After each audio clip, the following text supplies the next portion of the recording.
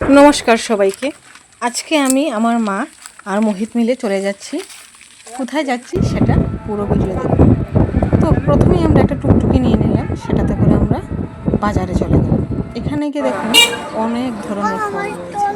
সেখান থেকে এখানে আমি একটা ফল দেখাবো আপনাদের।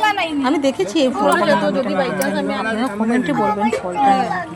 এদিকে বারবারই দেখছেন মোহিত বারবার আঙুল দেখিয়ে দেখাচ্ছে। তো সে দেখাচ্ছে মানে সে বায়না করছে, বাচ্চা মানুষ তো, বাচ্চারা সবসময় বায়না করা থাকে। তো তারপর সেটা আমি দিয়ে দিলাম, যেটা সে চেয়েছিল আর বায়না শেষ।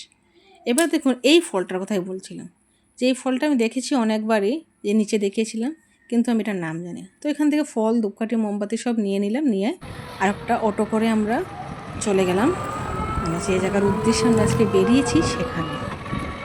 দেখুন রাস্তায় আজকে প্রচণ্ড ট্রাফিক জ্যাম ছিল, অনেক মানুষজন ছিল।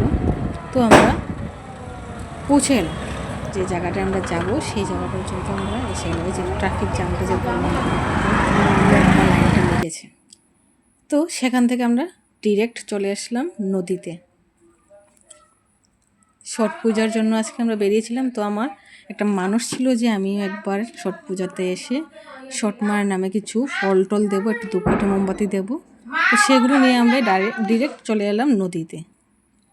দেখুন এখানে প্রচণ্ড মানুষজন রয়েছেন, ওদের পূজা করা শেষ হয়ে গিয়েছে, বাস ওরা আস্তে আস্তে করে সবাই নদীর থেকে উঠে যাচ্ছে।